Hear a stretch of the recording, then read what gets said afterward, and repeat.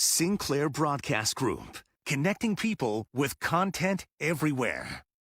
Ahead on America This Week, the Electoral College certifies Joe Biden as the next president. The Electoral College has spoken. And Attorney General Bill Barr is stepping down. I'm talking with the man on the front lines of the Trump campaign's legal battles, Rudy Giuliani. I'll tell you what troubled me the most, and that is the whole thing with Joe Biden and Hunter Biden. For the life of me, I can't figure out what the Justice Department is doing sitting on that. Don't miss my conversation with Brad Parscale. I got to a dark place. And, I think mental health in this country is one of those things. I'm also talking with the president of the Government Accountability Institute, Peter Schweizer. And the notion that the media didn't know about this, that somebody at the Department of Justice didn't leak this to the media, is preposterous. The president and CEO of Goya Foods, Rober Unanue, explains how Alexandria Ocasio-Cortez became the company's Employee of the Month. That's right now on America This Week.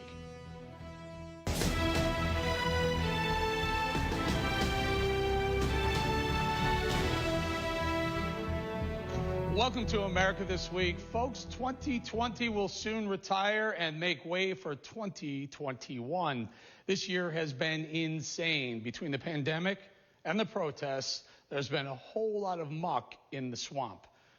I'll never stop calling out the hypocrisy from the politicians to the media, and tonight is no exception. Donald Trump will be the last Republican president in my lifetime. Let me say that again. Donald Trump will be the last Republican president in my lifetime.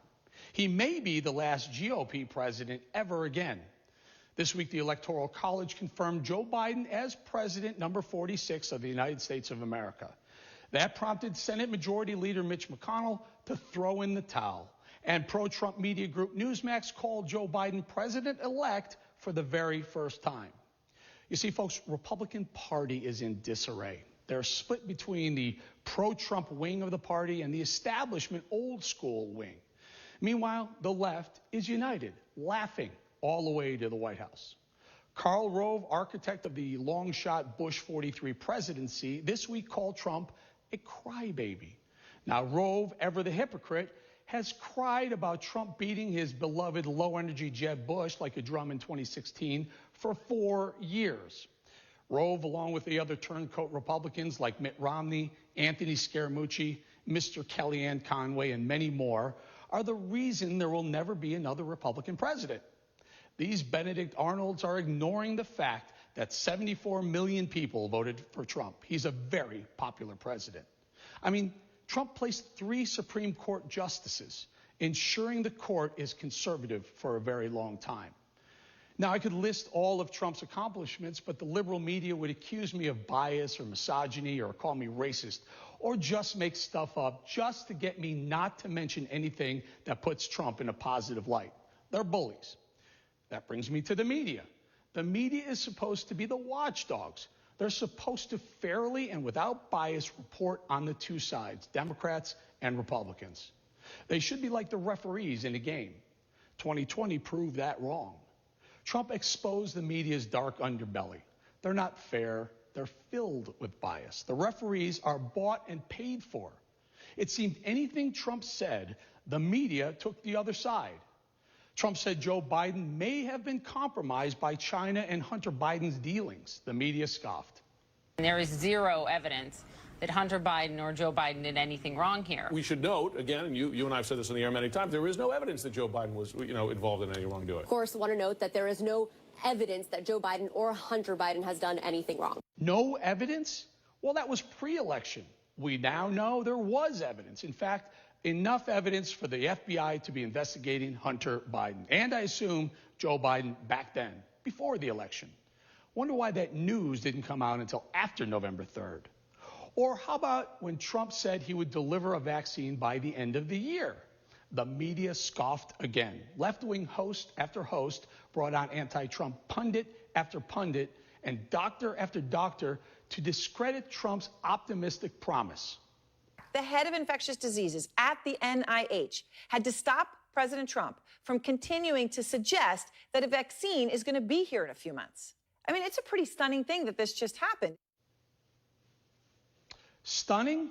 looks like we may be able to vaccinate up to 30 million Americans by year end. By the way, I have to wonder why the vaccine was announced 48 hours after Trump lost the election. I also have to metaphorically wonder what would have been the outcome of the election had the vaccine been announced 48 hours before the election rather than 48 hours after. So where's the media to clean up their 2020 messes? Nowhere in sight. You want to know why they're silent? They're silent now because they were never reporting information. Instead, they were delivering anti-Trump propaganda. Their goal was to elect Biden by discrediting literally everything Trump said. Meanwhile, the GOP stood by and did nothing. You'd almost think the establishment Republicans, Romney, Sass, and the anti-Trump posse, were hoping he'd lose so they could once again strut around in their well-heeled hallways made of cherry wood and fine Italian marble, waiting for their turn to be top dogs. See, Trump upset the apple cart, so to speak, and the swamp Republicans couldn't deal with that. One more time, without some kind of miracle, Trump will be the last Republican president. The left has differences, but they stay united. Think about that for a second. They claim they're the future of America. They tell us they're all about diversity, yet they nominated a now 78-year-old white guy with a history of racist comments who sponsored the 1994 crime bill that incarcerated more black people than any other legislation. They nominated a guy who rightfully earned the nickname Creepy Joe Biden. Yet they stuck together while they elected their guy, flawed as he is. Meanwhile, the GOP split. Crybaby establishment Republicans pouted, and they stayed home. Meanwhile, the media referees looked the other way on Hunter's laptop and the vaccine. That's why I think Trump will be the last GOP president. How can you beat a cohesive opponent while your team is fractured and the referees are set on you losing? You can't. So RIP GOP. You all had a great run. Now, to my conservative friends, strap on your seatbelts. It's going to get really bumpy around these parts. And you better get ready for some really woke cancel culture BS just over the horizon. A couple weeks ago, I asked President Trump's personal attorney, Rudy Giuliani, about Attorney General Bill Barr's findings that there was no widespread voter fraud. Take a listen how he answered. I guess I was shocked because he hasn't investigated anything. So I don't know how he would have found evidence of fraud. At least he hasn't investigated the 300 or 400 witnesses who have direct evidence of fraud. Rudy Giuliani is back with us. So, Mr. Mayor, now Bill Barr has been bounced by the president. I guess the president allowed him to resign. Was it because of the fact that he didn't really investigate too deeply into voter fraud, or was it, on the other hand, he had an ongoing investigation into Hunter Biden's laptop and dealings with Joe Biden in China, but never announced it prior to the election? What do you think it was? You know, I really don't know which it was. It was either or both of those things. I'll tell you what troubled me the most, and that is the whole thing with Joe Biden and Hunter Biden. For the life of me, I can't figure out what the Justice Department was doing sitting on that. And it's longer than you think. They've been sitting on it since something like October of 2018. When it first came to them from a U.S. attorney named Bud Cummings.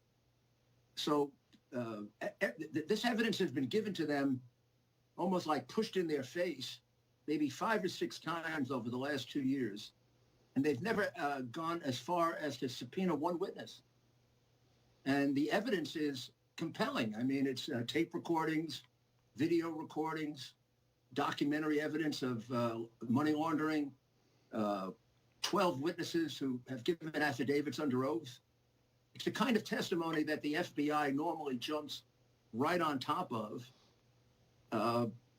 So what they did instead was they delayed for 2.5 years, let it get up right close to the election.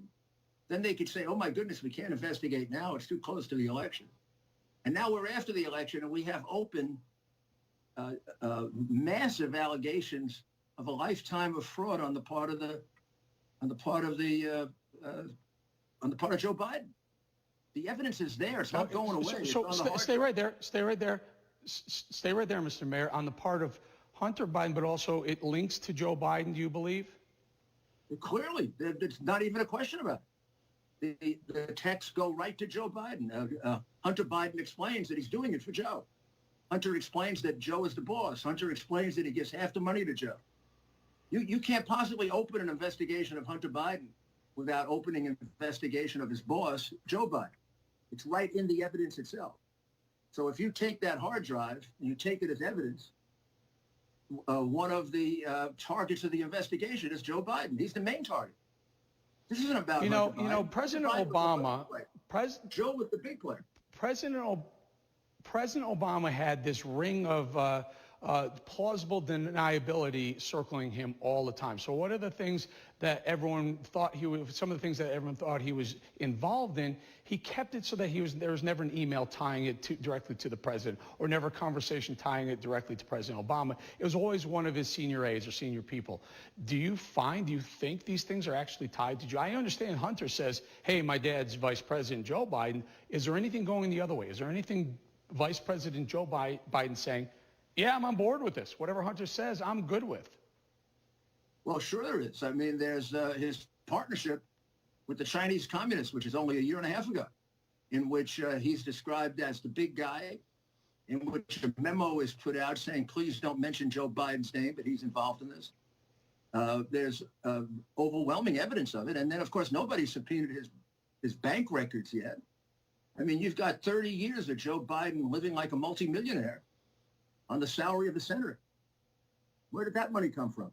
Well, it appears as if that money came from Hunter Biden. Mr. Mayor, let me ask you this. Yeah, I got you. I get all that. Here's my biggest question. I watched Jeff Sessions, the former Attorney General, turn it over to Whitaker for a short period of time, and then go over to Bill Barr, the current Attorney General still. And it seemed like Bill Barr was on the president's side. I guess that he can still be doing that because the president does appoint him. What is with the attorney generals under President Trump that they seem to have dropped the ball protecting the guy's the president's backside? Well, you know what it is? They seem to be afraid to protect the country. I mean, the reality is the minute they heard the word Joe Biden, they ran for the hills. The logical process of law enforcement wouldn't take place the minute the word Joe Biden came up. There he is on tape admitting that he paid a bribe. They went ahead and tried to impeach President Trump for exactly what Joe Biden did. And they don't even see the contradiction in it. I mean, Joe Biden is on tape admitting that he bribed the president of Ukraine. He wants us to believe he didn't know his son was under investigation. Now the hard drive proves that he did know his son was under investigation. I mean, these are easy things to put together for a reasonably competent prosecutor who has good motives. You have to run away from this. You have to go hide. I don't know why. Did Bill Barr fail? Was he an incompetent attorney general? Well, there's no question they failed to investigate these allegations in a timely way, which has created a crisis for our country. These allegations, I believe they're true, but whether they're true or not, they should have been investigated 2 years ago, a year ago. Not now. It should be over with by now. On the idea that they were interfering in a presidential election by investigating a year and a half ago, they've absolutely interfered in the presidential election by not investigating. Right. All right, Mr. Mayor, I got to leave it there. I want to remind everyone you can check out the Rudy Giuliani podcast. Give me the name of it, Mr. Mayor. The name of your podcast. Rudy's Common Sense at rudyscommonsense.com. It's on twice a week. There you go, rudyscommonsense.com, and also wherever you get your podcast. Mr. Mayor, thank you for your time, sir. Thank you very much. Back in July, President Trump replaced him as his campaign manager, and then a couple of months later, a video of his arrest went viral. I'm very glad to welcome back a friend, Brad Parscale. Brad, walk us through what your year has been like, if you will. Oh, my year. I mean, I think the whole country's had a heck of a 2020. Mine no different, but things are good, family's good, life is good, and I'm so excited to see what ends up happening with the president and what the future lies. You know what? I mean, we have to ask about it. We'll get on to some of the other stuff, but that was pretty. It was a pretty moment that a lot of people were concerned with. They're concerned for you as well. You had left the campaign. I think President Trump fired you. You went on. You were at home, and you were arrested. What was that all about? Can you? I was actually detained. Up to speed. I was not arrested. I was detained. My wife was worried about me. I got into a dark place, and. I think mental health in this country is one of those things. And I was in a tough place, and I'm moving on. And I've been on TV, and my family and I are great. I'm happy, and my wife's by my side every day, and I'm in a lot better place. It's tough when everything kind of gets thrown away in your life, and that's where I am now. Okay, so let's talk about what happened after you left the campaign in July. Obviously, they've had a bit of a rough go with COVID-19. What do you think they did right and wrong? I've been already explaining this. Look, I think that I had a plan for victory, and I was hoping that plan would go through. Look, I think they went their path, and I'm hoping the president can still pull it off. I think, look, this isn't going to be over until after January 6th. Or at least at that earliest. And I still think there's a pathway there, and I hope the president can find it. But I'm not going to tit for tat for what they did versus what I did. I think the history will, the books will say that later. I don't think there's any place for that. These are still people I hired. They made their choices, and look, I still wish them the best, and I hope victory comes for them. Do you still talk to them? Who? I mean, I talked to a lot of people. Oh, no, I've not talked to POTUS for a while. Maybe when this is all over, I'll give him a call and tell him hello. It's been a while. I spent, a decade working for that family, and, I'm due for a much needed break and to enjoy some time with my family and my wife. And I've been doing that and moving on. So, Mitch McConnell threw the towel in. The Electoral College said it's a President Biden going forward. If it is President Biden, what advice would you give to Donald Trump, the clearly media mogul that he will be on the backside of it? What would be Brad Parscale's advice to Trump, the media personality, going forward? Look, I think the president's going to continue to have a huge following. There's tens of millions of people that support the president. He has one of the largest lists and supporter lists ever, largest volunteer programs ever, one of the largest coalition programs. He changed the Republican Party and with record support of the Black vote, Latino vote. I think he's going to continue to be a very powerful position, regardless if he decides to run in 2024. I think that he is going to be a candidate maker and a candidate winner for people. He's going to continue, I imagine, to get on the road. He loves doing this. I've never seen the passion for a person so much for this country and for helping Republicans win. And I think the MAGA movement will continue on. I think he'll continue to be the leader as long as he wishes to be that. If he chooses not to be, then he can move on. But I don't think we're going to see the last of President Trump or Donald Trump for a long time. I think the family will continue to have an influence over elections. I think they'll continue to have an influence over the party. And I think it'll be a powerful position for them to be in. And I think their followers make them that way. Brad, there's a backside to this. So you mentioned the MAGA movement. It's a massive group of people. Fox is experiencing that loss right now. It's lopped off about 20% of their audience, and they feel it and they're concerned about it. But that is also an opportunity for Trump. How do you capitalize on it?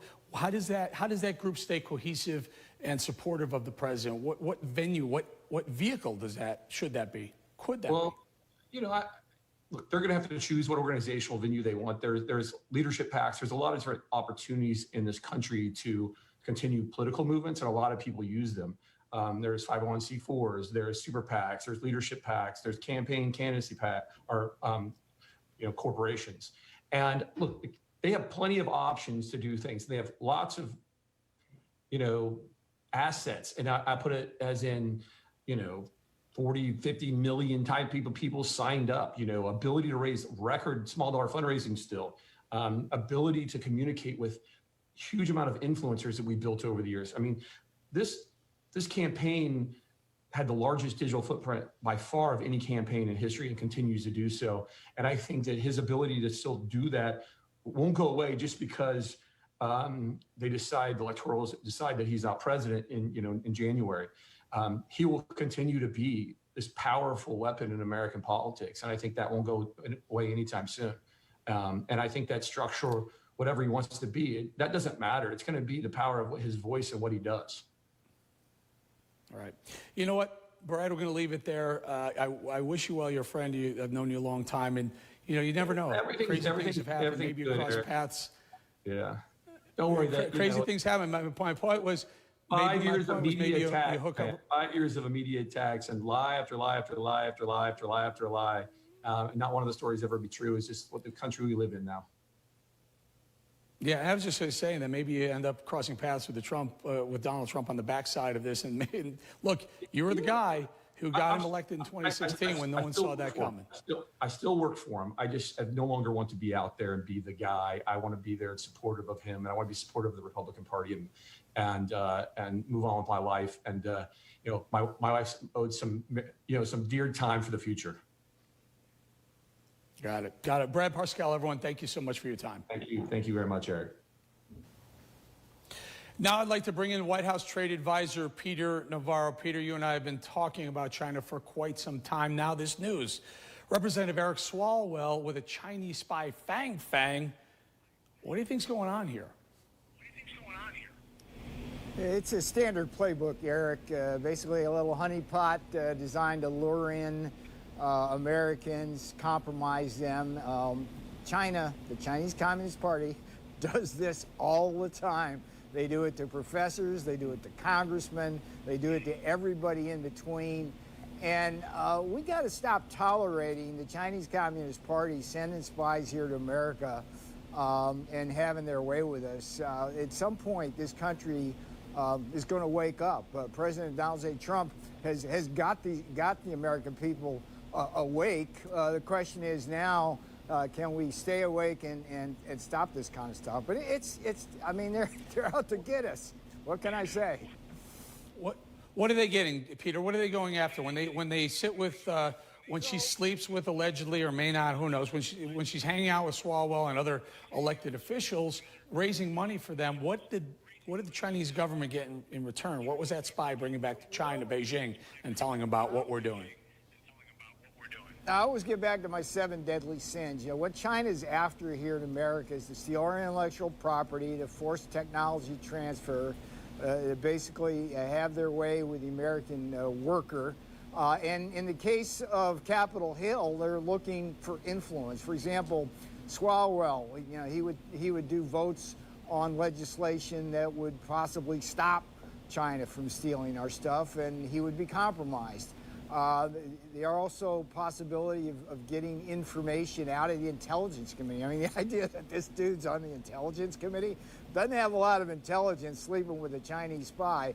But having said that, you do not want to entrust him with national security secrets. And by the way, I never wanted to trust him or Adam Schiff or those folks. I mean, they were the guys that gave us the Russia hoax for 4 years, after all. Bill Barr, Attorney General Bill Barr, heads the DOJ, which heads the FBI, which heads the CIA. Were they asleep at the wheel with some of this stuff? Because I believe that the FBI at one point was investigating Fang Fang and Eric Swalwell, but what happened? Nothing seemed to ever come of it. Chris Wray talked a good game over at the FBI, and the Justice Department has filed a number of complaints. But these are one-off kinds of things, Eric. And the Department of Justice has been a great disappointment to this administration. We went 4 years without Brennan, Comey, Clapper, Page, and Strzok being investigated and possibly indicted. I mean, what happened to that? I mean, they did really bad things. The Chinese are on us all the time. I would say one thing about justice. There's no way, Eric, that we can investigate our way out case by case of the Chinese Communist Party trap for America. They are sending so many spies at us from so many different directions. We simply don't have the resources. That's why we need a policy, a global policy against the Chinese Communist Party with respect to all of the kinds of things they do. And we have to ask ourselves the question, Eric, do we want their research scientists at our research labs? Do we want their business executives infiltrating our companies? And by the way, I should mention, I don't know if you saw this, but like Apple, basically there was a story out about how Apple now is basically saying that just don't do anything wrong about China and everything will be okay. These kinds of policies, we're going to have to really rethink a lot of this stuff. Yeah, and not only Apple, but the NBA, we talked about that as well. You know, I remember a story about Chinese business people coming over here, and we, as Americans, open arms, welcomed them. They walk through our manufacturing plants. What they were doing was they were stealing materials, the composites that they would collect on the bottom of their shoes. They were wearing shoes that would collect materials, and they go back and investigate and pick it apart and then steal our intellectual property that way. Peter, always good to have you on. We'll bring you back. I'm very concerned. We'll bring you back next time to talk about if it is President Biden dealing with the Chinese, not if it is or when he does. Will he be strong enough with the Chinese? It's a big concern of ours. Peter Navarro, everybody, thank you for your time. Thought there. Yeah, take care, Eric. The president of the Government Accountability Institute, Peter Schweizer, has been saying all along that there's something to this Hunter Biden investigation. Peter, welcome back. Unbelievable. Here we are now in late December. We've been talking about this for the better part of a year. Finally, the FBI and Hunter Biden announced that there is an ongoing investigation. What do you know, sir? Yeah, well, we know that a federal grand jury was convened in 2018, so they've been looking at this for a while. It started out as an investigation looking at counterintelligence matters, possible money laundering, issues related to public corruption, and they are now leading with the tax case, which is avoidance of taxes. This is something investigators do a lot. They lead with taxes because it gives them wide latitude in collecting all kinds of information about financial records overseas. Why after the election is this announced? Is this a drop of the ball by Bill Barr and the Attorney General and Department of Justice?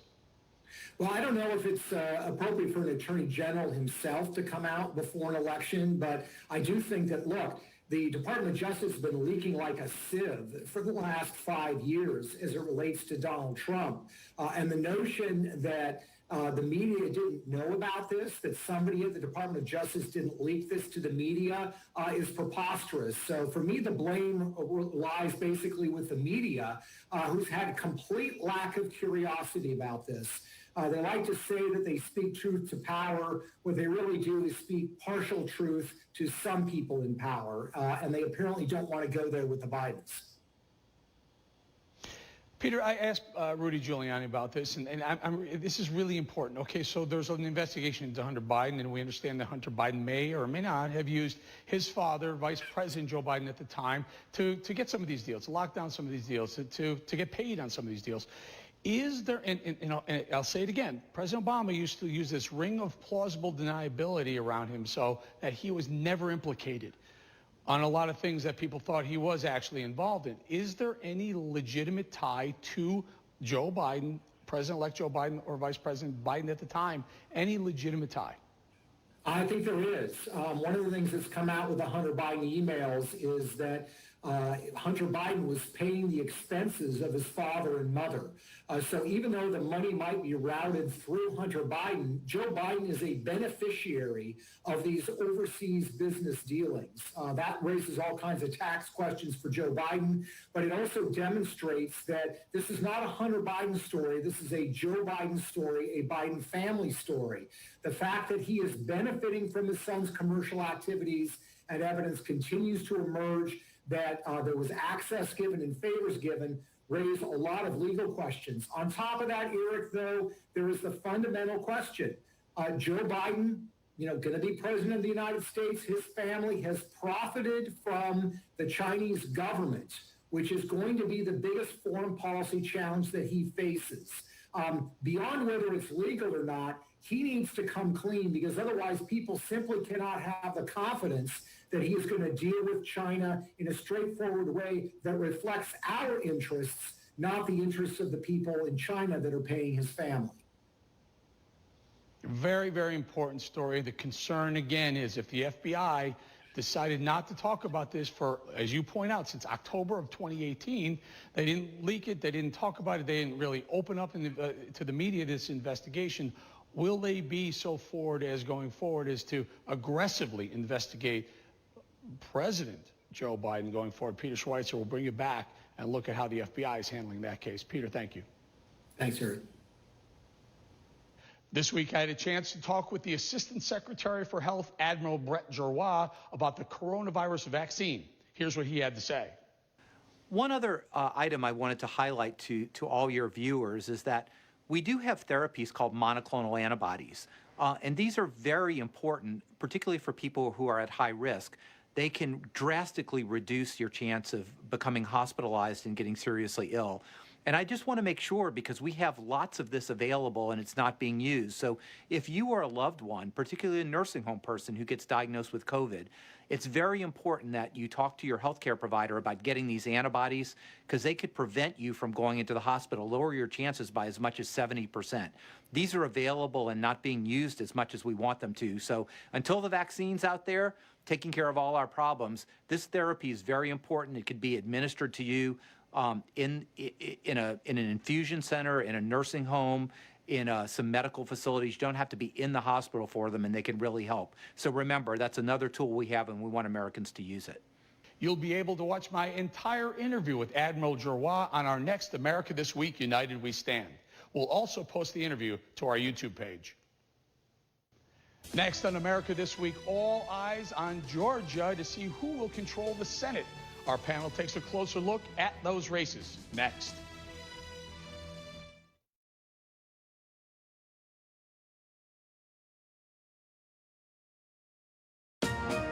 America, one nation, from Florida to St. Louis to Seattle.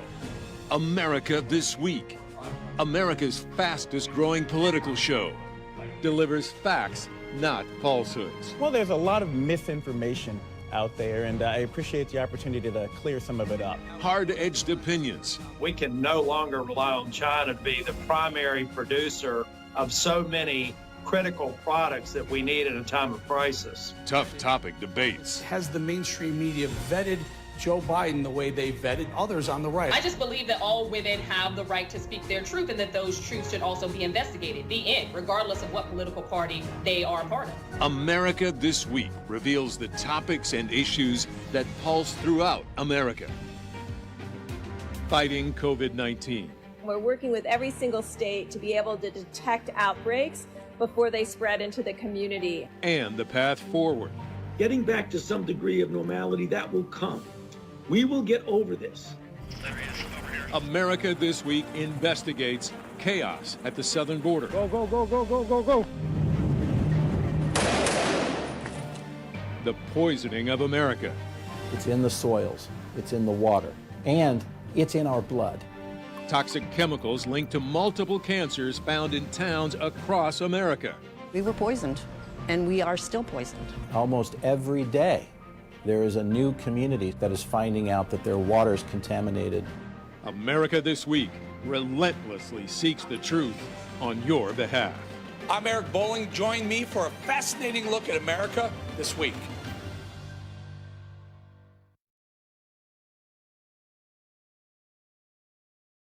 The presidential election may be over, but the race to control the Senate is just getting heated up. Joining me now are Sinclair political commentator Amisha Cross and host of America First on Salem Radio and Sinclair media contributor Dr. Sebastian Gorka. Thank you guys for joining us.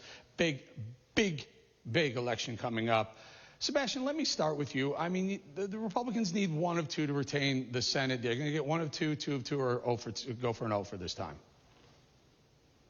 It's impossible to tell. Anybody who can predict the race for you in Georgia is a liar and probably has a bridge to sell you in Connecticut as well. I'm just curious with what Beijing Biden did yesterday, how he praised Stacey Abrams, said we need 10 more like her. I missed her concession speech. Doesn't she still think she's the governor? So I guess the president doesn't have to concede any either by that logic. So it's all to play for. There's lots of dodgy things going on in Georgia. All Republicans have to get out and vote. Amisha, do you think Democrats get one of those two seats? I mean, Ossoff, I think Purdue is leading Ossoff. We hear about internal polls, but also the betting lines. The betting lines have a 75% chance of Purdue winning that one. Kelly Loeffler, about a 50-50 shot on that. What are your thoughts on how this is going to go? No. From the information you have and ones I have from folks on the ground there as well, I do think that at this point, and again, anything can happen between now and the end of this race, I do think that Warnock definitely stands a more likely chance against Loeffler than we see in the Purdue-Ossoff race. But I would be mindful of the fact that just yesterday, the first day of early voting for this Georgia Senate runoff race, you had nearly 50% African-American turnout. That is a huge deal. We know that the Georgia NAACP, we know that organizations like Fair Fight, Stacey Abrams' organization, and organizations across the country have worked very hard to get similar turnout to what we saw in the presidential election to come back during this Senate runoff election. A lot of money has been spent on the ground. A lot of people are knocking on doors. We'll see how this turns out. But I think that one of the most aggravating things I've seen is a lot of the devastating attacks on Reverend Warnock himself, particularly pointing racism towards the Black church and, just digging into his sermons. And it's quite frustrating as a Black person, as a member of a Black church, to watch this go down and see how it's playing out in this race, and how these attacks of anti-socialism, which neither of those candidates are socialists, is really, really trying to bed itself in Georgia right now. And that's the biggest concern, I think, amongst a lot of Americans, especially conservative Americans, maybe even independent Americans, Sebastian, is that if the Democrats do get both of those seats, they'll have flipped the Senate, they'll have the House and the White House. And the concern is that AOC and her ilk and Bernie Sanders pull Joe Biden to the far left, progressive left, and socialism, the big S word. We're going to be talking a lot about socialism going forward. Your thoughts? Well, first, let's talk about Warnock. There's nothing racist about criticizing a man for his anti-American views, including attacks on the U.S. military. He could be white. He could have purple skin. With those statements and those sermons, you have to criticize him for his anti-American radical views. It's just a cheap shot. It's lazy from Amisha to say it's racism. It's nothing to do with his race. It's to do with his views. But you're right, Eric. This is the last holdout against. Can you not interrupt me when I've been asked the question? Would you be so kind? Thank you. No, you're absolutely right, Eric. This is about stopping radicals like Warnock joining radicals like AOC in Congress. This is a party that your father, your grandfather wouldn't recognize as the Democrat Party of yore. It has become radicalized. This is a party that wants to give amnesty to 20 million illegal aliens, wants to give taxpayer-funded medical insurance to illegal aliens, wants to stop building the wall, and wants to get rid of the Electoral College. All of that is radical. One more very important one, Amisha, is he was asked at the debate stage against Kelly Loeffler whether Warnock would be would he vote to pack the court, the Supreme Court, going forward, meaning flip the Supreme Court from conservative to liberal, and he would not say no. And I think that could be a defining moment for Warnock in this election. Your thoughts, final thoughts, Amisha? It may be a defining moment for conservatives, but for the most part, the people who are getting out and voting, that's not something that they really care about. It's not an issue that is at the ticker tape for Americans. They care about the economy. They care about health care, which are things that Warnock has strong plans for, and we'll see those in action. Yeah, but here's the problem. A lot of Americans are concerned about the Supreme Court, and a lot of conservative Americans are concerned about the Supreme Court and changing the court that's been this way for many, many decades. I'll give you the last word on this, but why wouldn't Warnock just come out and say, hey, look, I'm against that, or I'm for it? I mean, that's the biggest fear, is that all the changes happen after you get elected. Final thought, Amisha. Because this is conservatives trying to get Warnock to play their little game, and Warnock is smart enough to not fall into that trap. I think that right now the majority of Americans care about getting that check to sustain their lives and make sure that they can pay their housing costs, their rental costs, their electric bills going forward past this holiday season. Those are the things that matter to the American people, and those are the things that Warnock is sticking to. He's not falling into the conservative media trap. All right, we're going to leave it there. Amisha Cross and Dr. Sebastian Gorka, thank you for your time, both. Thanks, Eric. Ahead on America This Week, Goya Foods names AOC Employee of the Month. Goya's president and CEO Bob Unanue explains why next. And the calls keep coming in. 500 calls this past week. I want to let you know we're listening and we hear you. Keep calling toll-free 888-601-0032. Praise, criticism, complaints, nothing is off limits. Check out some of the calls we got just this week. Biden does not need to be any kind of president anywhere in any country. He needs to be banned. Him and his family need to be banned from the United States. Lying, hypocritical politicians, where do you rate someone running for public office and not accepting a vote count? Shouldn't that be at the top of your lying, hypocritical politician list? People are adults when they go to restaurants. Hold them accountable. Let them know. Let them understand. If they catch the virus disease, we're trying to help you prevent it from getting sick. If they want to do it, it's on their own. Hey, Eric, I'm just calling you to tell you how much I appreciate your program and the truth that you put out. And that's all I want to do. Put the truth out there and make sure your voices are also heard. Here's that number again, toll free, 888-601-0032. You can follow me on Twitter at Eric Bolling, and we'll make sure they hear you too.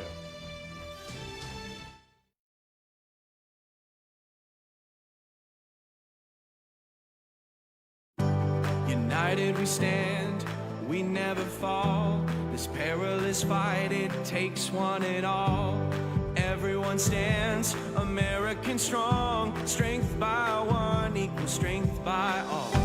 American values, American pride. Your neighbor needs you, each person, each time. We stand, America. United we stand. We stand, America. United we stand. Ready to help, ready to serve. It takes everyone with steady nerves.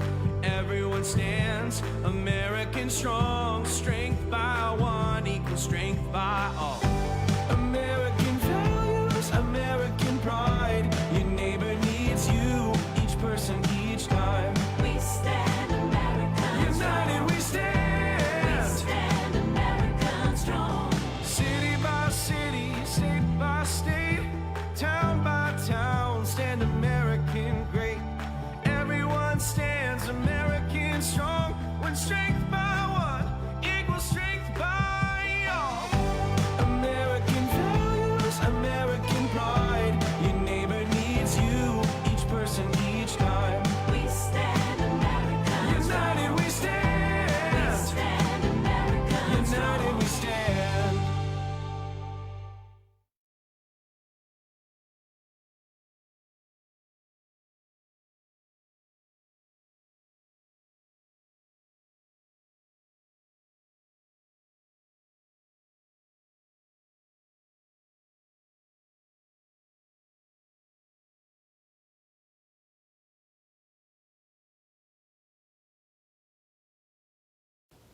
Earlier this year, after Goya President and CEO Bob Unanue praised the president, President Trump, Congresswoman Alexandria Ocasio-Cortez was earning herself a new title, Employee of the Month for Goya Foods. Joining me now to explain how it all happened is Bob Unanue. Bob, what happened after AOC called for a Goya boycott? Well, thank you, Eric, for having me. And, you know, this year has been extraordinary. All throughout the year, our sales have been very good. Our employees have worked, we call them the Goya family, worked courageously. We're blessed that we have work. You know, you need a purpose to get up in the morning, God, family, and work. And so we were working very hard to keep up with the extraordinary demand of everything to do with COVID. And we're working safely and open with courage. And then along comes July 9th and the Rose Garden, where we were announcing the gift of 2 million pounds of food for our country and actually around the world. That has already grown to about 4 million pounds that we're giving. But when I used the word blessed, which I believe was put on my lips by the Holy Spirit, we were blessed by this president. We're blessed with all we have. That created a fervor. And so there was a call for a boycott, not just from Ms. Cortez, but from other people around the country, government officials and things like that, going against a company that was working to feed those in need, people of, all walks of life, the working class. And so what would happen also, since the Holy Spirit put these words on my lips, I think also protected our company by creating this backlash of a boycott. We picked up so many new customers, new consumers, and kept our core business because we've been in business for 84 years. People love our company and they identify with our products, which are authentic and healthy. And so the fact that someone would attack us, this company who was trying to do good and giving and feeding America, there was repercussions for that. And so she actually sparked people not only keeping our core, but bringing in new consumers. Very quickly, just you said there people out there are weaponizing COVID. What does that mean? Well, a lot of these naive or even politically motivated. Remember, we're in a political year. And so I think any other time where these pandemics have come about, which have come about in the past, but this year it's especially intense because people use this COVID as a weapon in this country to go against the president for political means only. And what the repercussions of that is to harm, you hear it today, the restaurants, all the working classes being decimated because we're saying stay home. In fact, Ms. Cortez says stay home and we'll pay you to stay home. But who's going to pay for you? Communism works until you run out of other monies, people to spend, other people's money to spend. And by the way, she didn't forego her checks while she's telling us to stay home. Bob, I only have about a minute or so, and I had to get to this because I'm talking about blessed. I'm blessed to be in partnership, collaborating with you and Goya. We're going to show a picture of a logo of a can of beans at Goya and some of the products are my son's foundation, the Eric Chase Foundation. He's gone now, but his foundation, ericchasefoundation.org, will be on the can of Goya Foods. God bless what you're doing for so many people on the opioid crisis in America. Bob, thank you so much. Goya Foods, thank you so much. Quick thought. Yes, Eric, such a heartfelt, God bless you, the loss of your son, so incredible.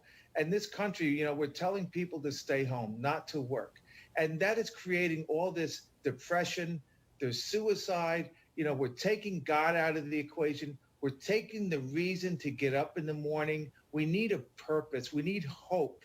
And we're taking that away. And so we try to have healthy food, but through you and your organization, the Eric Chase Foundation, we can also work on a healthy mind and spirit. That's what really is so important. And you've done an incredible job, and God bless you for that. And God bless you too, Bob. Thank you so much, Goya Foods. Thank you so much. Bob Unanue, everybody. Thank you, Eric.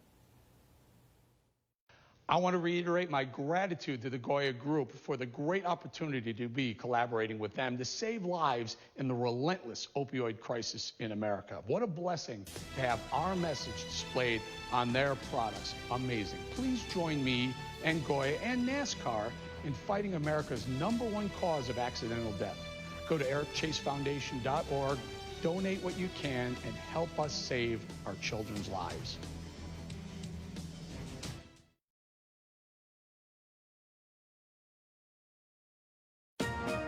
America, one nation, from Florida to St. Louis to Seattle.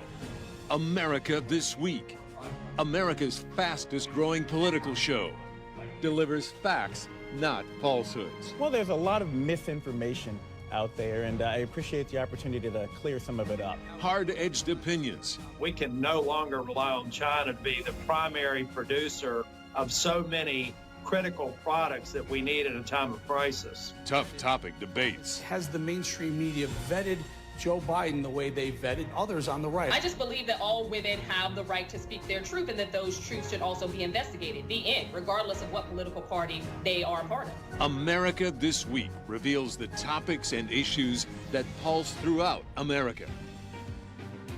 Fighting COVID-19. We're working with every single state to be able to detect outbreaks before they spread into the community. And the path forward. Getting back to some degree of normality, that will come. We will get over this. America This Week investigates chaos at the southern border. Go, go, go, go, go, go, go. The poisoning of America. It's in the soils, it's in the water, and it's in our blood. Toxic chemicals linked to multiple cancers found in towns across America. We were poisoned, and we are still poisoned. Almost every day, there is a new community that is finding out that their water is contaminated. America This Week relentlessly seeks the truth on your behalf. I'm Eric Bolling. Join me for a fascinating look at America This Week.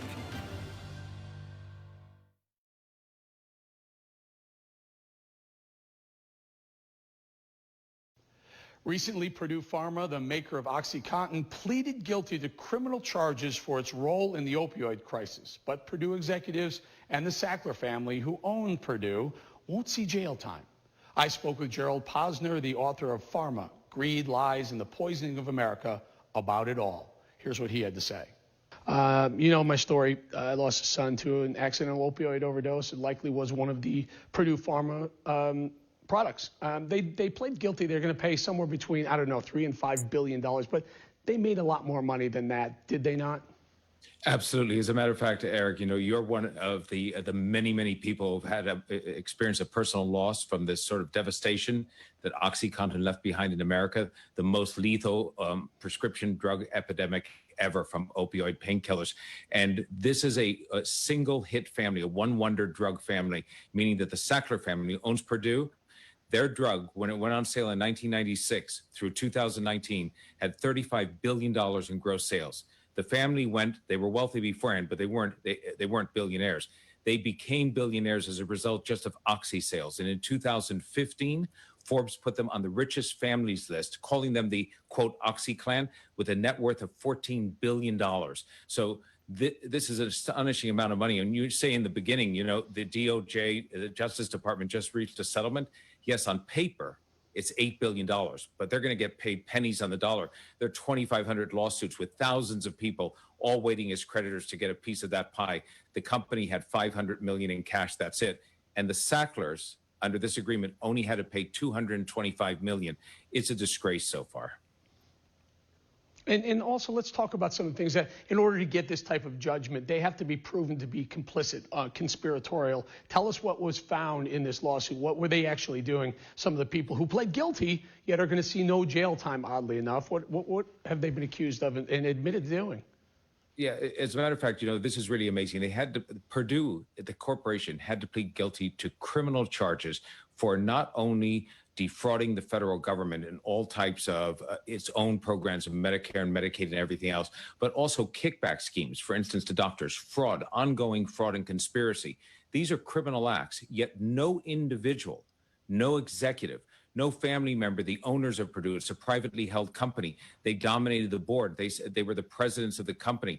No individual had to plead guilty. No jail time here, and that's the real disgrace. You know, Gerald, what really, in from the outside looking in, I think every American, not just someone who's had a loss, like why I have and maybe others have, but it's regular Americans looking in saying, why are billionaires being forced to pay a couple of $100 million and then being able to walk? You know what would really be effective is seeing some of these people in shackles, seeing them handcuffed and perp walked into a jail cell for a while. That may make the next Purdue Pharmaceutical family, Sackler family, that may be a deterrent for them to do something that would really make them billions of dollars and not worry about who's dying because of their product.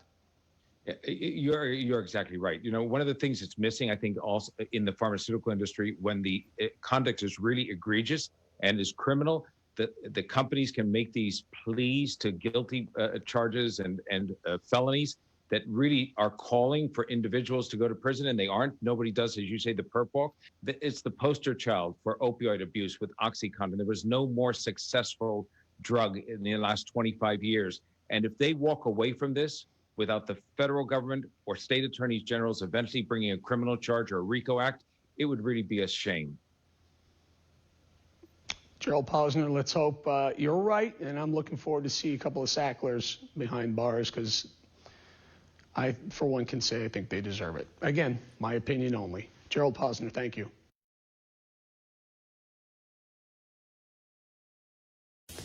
Remember to set your DVR so you never miss an episode of America This Week.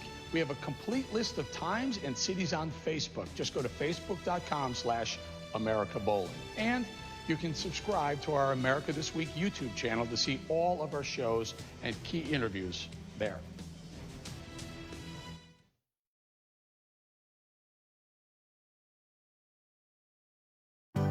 United we stand, we never fall.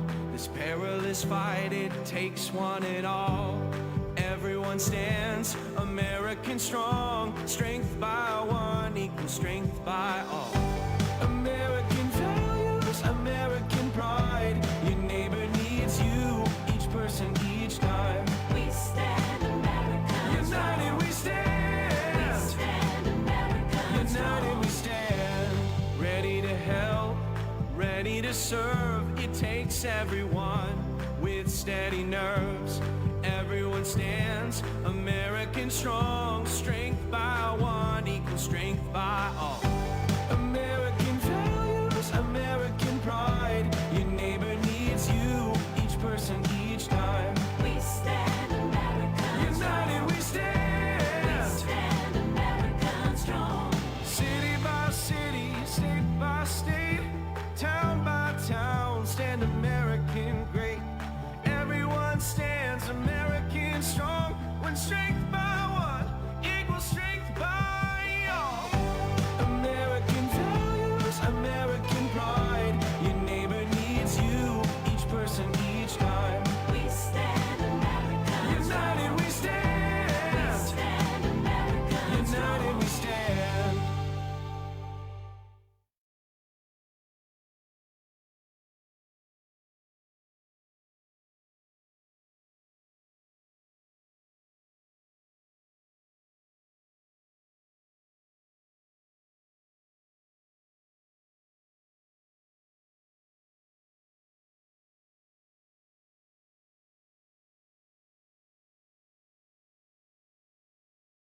You can watch America This Week wherever you are and wherever you go. Just download the Stir app to your smartphone, Roku, Apple TV, and other devices, and start getting 100% free TV. America This Week airs every Sunday at 9 a.m. and again at midnight on your local Stir City channel. That's Channel 1. That puts every show at your fingertips. Again, 100% free. Well, that's a wrap for us here at America This Week. Christmas is next week. I hope Santa has finished all of his shopping. What are the quarantine rules anyway for Santa and chimneys? You know what? It's probably better not to ask about that. And in just a couple of short weeks, we celebrate the new year. 2020, it's been a doozy. But with vaccines on the way, 2021 is starting to look a lot more promising. Fingers crossed. Merry Christmas, everyone. Have a great night, everybody.